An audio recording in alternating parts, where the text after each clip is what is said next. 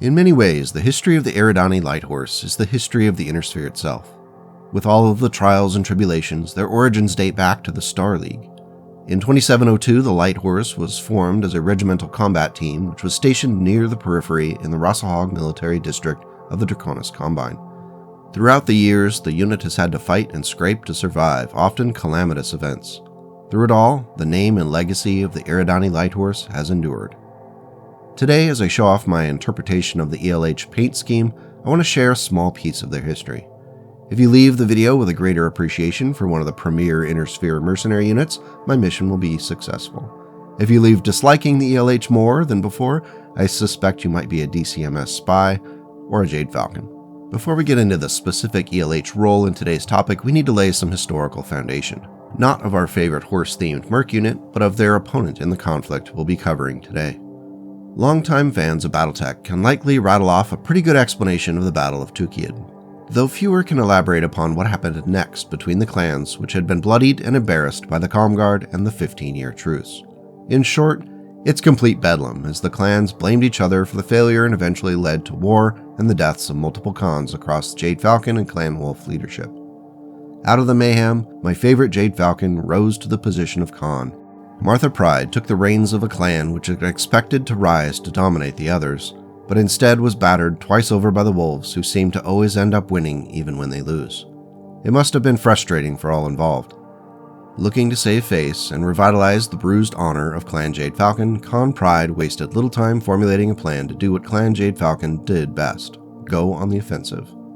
Across a wide front on multiple high-profile targets, the Clan Jade Falcon Tumen invaded House Steiner space and hammered planets like Willunga, Bucklands, and Engadine. Khan Pride understood that it had to be more than just snatching territory. It had to remind everyone that the Jade Falcons were not to be underestimated. Most of the Steiner worlds were completely unprepared for the assault, as it was assumed that the clans would lick their wounds after Tukiad and focus on rebuilding for a fresh assault toward Terra at the end of the truce. As planets began to fall to the Falcons, that assumption was proved wrong in a very painful lesson.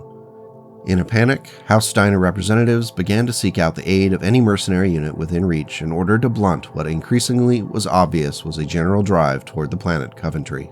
The Eridani Light Horse would be one of the mercenary units called to act in defense of Coventry and its legendary industrial sectors. The Falcons struck quickly, jumping into the system at pirate points and landing their forces before a proper defense could be mustered. Targeting the Port St. William spaceport, the Falcons dropped mechs and elementals from low-flying dropships in their characteristic hard-hitting style. Rapid strikes were intended to catch the defending forces off guard. Still, the Lyran forces that were on the planet put up an intense fight which bogged down the plans for a swift Jade Falcon victory. The taking of the spaceport and nearby Coventry Military Academy may have been the first goal. However, the prize for any invasion of Coventry was the Metalworks Industrial District. Control of Coventry meant control of a massive network of factories and production lines that could be used to resupply an army, and did so regularly. It was a prize so valuable that the most intense and bitter fighting of the conflict took place at the Metalworks site. Star Colonel Devlin Buhalan's cluster was granted the task of taking the Metalworks. The cluster consisted of brand new warriors, many of which hadn't gone through the formal trial of position. This invasion was to act as their trial. The Falcons first faced the entirety of the Coventry Aerospace Defense Force, which swooped down on the dropships which were attempting to land just outside the industrial complex. A massive aerial dogfight ensued as the Falcon Aerospace assets joined the fray. The CADF caused a significant hour-long delay before the Falcons could land and disembark the battlemechs and elementals. This time was used well by the Metalworks defenders, who had time to reposition for the expected assault.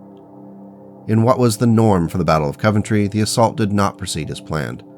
The defenders, outgunned and outnumbered, took their pound of flesh from the Jade Falcon attackers. At one point in the assault, Star Colonel Buhalan's Manowar was flanked by a defender piloting a firestarter. His Manowar was coated with a thick, burning napalm which spiked the clan mech's heat so quickly and uncontrollably that Buhalan was forced to eject. Acting in a manner that demonstrates the brutality and personal nature of this conflict, the Firestarter's Mechwarrior killed Buhalan with machine gun fire before he reached the ground in his parachute. The Metalworks did eventually fall, which left the three primary targets of the invasion in Clan Jade Falcon hands. Both sides of the fight were significantly hobbled. The surviving defenders melted away in order to organize a guerrilla resistance effort, while the Jade Falcons reinforced their holdings and brought in fresh troops with dropships. Of course, House Steiner isn't going to just accept the loss of one of their most productive planets. A relief force made up of Wolf's Dragoons, Waco's Rangers, the Crazy Eights, and the Eridani Light Horse would be the spearhead to liberate Coventry. The Coventry Expeditionary Force was christened and launched towards Coventry. The 1st Light Horse Regiment was the first to arrive in the system using a pirate jump point. The 2 ELH jump ships quickly disengaged their dropships and jumped out of the system in a well-executed example of the unit's professionalism. The dropships burned toward the planet and saw only light resistance until they landed. The 1st Falcon Striker cluster engaged at the landing site, which triggered a running battle that saw no clear victor as the last of the ELH dropships landed. The Dragoons adopted a different tactic in their landing on Coventry, announcing their intent to attack and destroy the spaceport at Port St. William in a Bachal. Star Colonel Creed Matlov accepted, and the Dragoons would land uncontested before the trial. The fight for the spaceport was brutal and involved more than 150 battle mechs as both sides called in reinforcements and proceeded to hammer each other with every weapon in reach. Eventually, the Dragoons withdrew their forces from the spaceport, but only after it had been destroyed. Both the Falcons and the Dragoons claimed victory. Waco's Rangers and Crazy Eights made their drop onto Coventry contested, which resulted in 8 downed Falcon Aerofighters and 7 destroyed Clan Omnimechs, along with an unknown number of elementals. Over the next week, the Jade Falcons and the mercenary units clashed in multiple areas as they tried to determine the strength and composition of their opponents. Eventually, a plan was formed which would have the Dragoons and the ELH assault the main bulk of the Jade Falcon forces at the spaceport city, while the Crazy Eights and Waco's Rangers would remain behind to guard the CEF base. The Falcons were not idle. Seeing what was coming, they skimmed forces from the galaxies on planet to form a flanking unit of light mechs and elementals, which would hit the Rangers and the Crazy Eights while the Dragoons and ELH were away. This action wiped out over 85% of Waco's Rangers and the Crazy Eighth forces on Coventry. The swift thinking of the Jade Falcons crushed a sizable chunk of the Coventry Expeditionary Force, as well as disrupted the planned assault by the Dragoons and the Eridani Light Horse. It put the CEF on the defensive and resulted in another series of attacks which produced plenty of casualties on each side, but very little in the way of tactical advantage. The ELH military and the aerospace fighters had the opportunity to shine as multiple advances by the Falcons against the defensive positions of the CEF were broken up through concentrated and accurate fire. You gotta give credit where credit is due. As more forces were marshaled from around the inner sphere to send relief to the units on Coventry, the CEF held out and sought to prevent the Falcons from being able to declare total victory and prepare for those additional arrivals. Eventually, even after conducting a raid which captured Star Colonel RMS Malthus, the CEF was forced to break up into small groups and act as a guerrilla force until additional reinforcements arrive. When that expected relief did arrive, in the form of a coalition of Inner-Sphere, Comstar, and mercenary units, both the Jade Falcons and the new arrivals were in a pickle. A full-on fight would cause significant damage to both sides, and there would be significant political implications for those involved. Clan Wolf, doing what they always do, added pressure to Khan Pride by sending her word that they planned to assault Falcon-held Invasion Corridor worlds if she kept up the fight for Coventry. If the Falcons left Coventry, they'd be facing the wrath of the other clans who would capitalize upon their failure. If the Inner Sphere forces were hammered hard and weakened, the Inner Sphere powers that didn't participate would capitalize on it and start feasting on the weakened territories. It was an untenable situation for all involved. When the relief forces landed, Victor Steiner Davion was among them. He proposed a meeting with Khan Martha Pride, and she accepted. Both sides were unsure about how any of this would play out, as it seemed there was no solution that wouldn't result in ruin for one or the other who conceded Coventry. Showing his political savvy, Victor understood that the only way he could remove the Falcons from the planet without destroying his own forces would be to let them save face.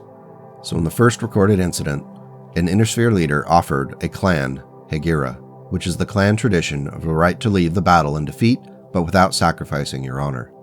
Seeing it as the best possible outcome in a series of horrible choices, Khan Pride accepted the offer, and the battle for Coventry was over. The Eridani Light Horse's role in the conflict was substantial, and from all accounts the mercenary unit conducted itself with professionalism and ferocity under fire. Particularly their aerospace and artillery components which broke up multiple Falcon offensives. Though fans of the Eridani Light Horse know that the battle for Coventry isn't the last time they would encounter the clans, I do think it's a good example of how the unit fights and doesn't give in, even to the might of Clan Jade Falcon. What do you think of my attempt to recreate the ELH paint scheme for the poster? I think I got pretty close. What's your favorite piece of Eridani Light Horse fiction? Let me know in the comments below. Don't forget to hit that like and subscribe button if you haven't already. Thank you to the channel members and Ko-Fi crew who are helping keep this nonsense flowing. Take care and go make the world a slightly better place today and tomorrow.